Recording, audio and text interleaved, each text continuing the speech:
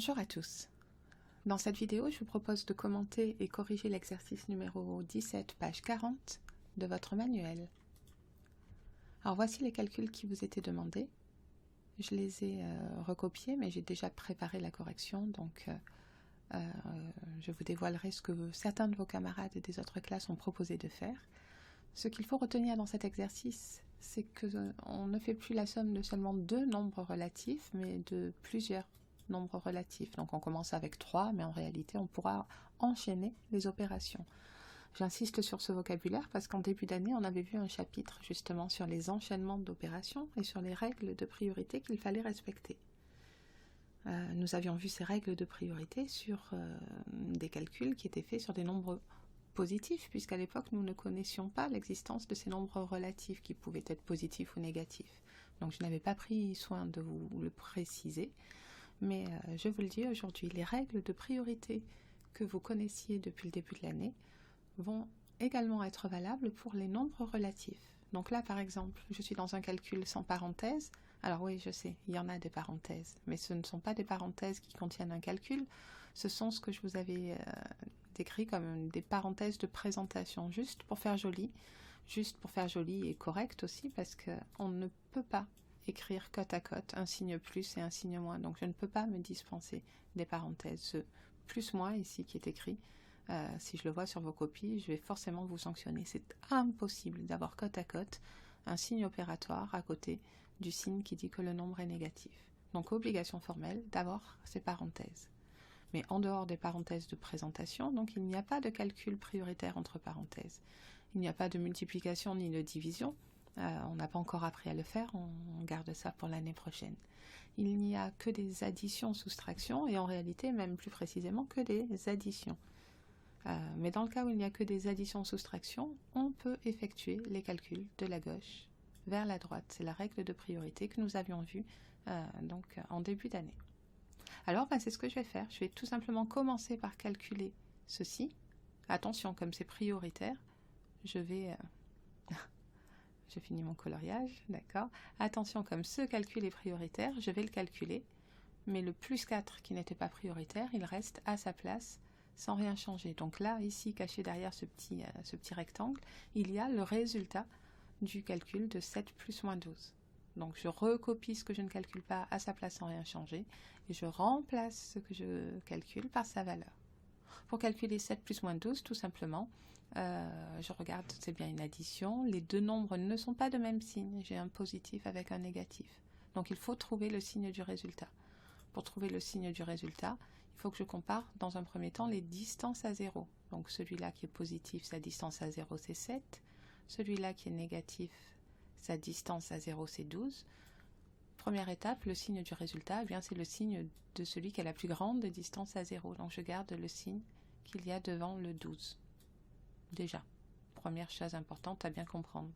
Et ensuite, je fais la différence entre la grande distance à 0 et la petite. Je trouve 5, le résultat de mon calcul prioritaire. Je vais les remettre en couleur. Le résultat de ce calcul prioritaire, c'est moins 5.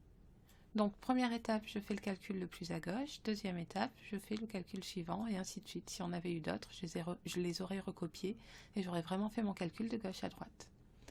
Ici, nouveau calcul, donc, moins 5 plus 4. Moins 5 est négatif, 4 est positif. Je compare les distances à 0. La distance à 0 de gauche, c'est 5. La distance à 0 de droite, c'est 4. C'est 5, la plus grande distance à 0. Donc le résultat sera négatif, le signe de moins 5. Et ensuite, pour savoir quel est le résultat, je fais la grande distance à 0. Pardon, pour savoir quelle est la distance à 0 du résultat, je fais la grande distance à 0 moins la petite distance à 0. Le résultat, c'est moins 1. Donc voilà une bonne façon de raisonner. Évidemment, j'ai beaucoup parlé, mais j'ai très peu écrit. À chaque étape de calcul, à chaque addition, je fais un raisonnement dans ma tête, mais j'écris directement l'étape de calcul. Je passe au petit b. Dans le petit b, donc j'ai bien uniquement des additions, 3 additions qui se succèdent. Si je décide, comme je l'ai dit tout à l'heure, de calculer de la gauche vers la droite, je vais commencer par calculer moins 6 plus moins 8. Cette fois, les deux nombres sont de même signe. Donc, je vais garder le signe commun et ajouter les distances à 0. Le signe commun, donc moins 6 et moins 8, bien sûr, c'était négatif. Et la somme des distances à 0, 6 plus 8, qui fait 14. Et comme tout à l'heure, le plus 5, je l'ai recopié tel quel, sans rien changer. Alors cette fois, j'ai écrit moins 14 sans ces parenthèses, alors que là-haut, j'avais écrit le moins 5 avec les parenthèses. Peu importe. Là-haut, je pouvais les enlever. Ici, je peux les rajouter. Vraiment, peu importe. Tout à l'heure, je vous avais dit que je ne pouvais pas enlever les parenthèses. Par exemple ici, je l'avais fait avec moins 12, mais c'est le même problème ici. Je ne peux pas les enlever parce que je vais avoir ce plus-moins écrit côte à côte. Mais j'ai beau avoir mis des espaces, ça ne change rien au problème. Le plus-moins est écrit côte à côte, ça c'est interdit. Par contre, c'est pas gênant après un signe égal. Le signe égal, il est là pour séparer une expression numérique et une autre pour dire que les deux expressions numériques sont égales. Donc là, je peux attaquer en début d'écriture mon expression numérique sans les parenthèses, sans aucun souci. Donc voilà pour la première étape de calcul. Je répète, j'ai calculé ceci et je dis que c'est égal à moins 14.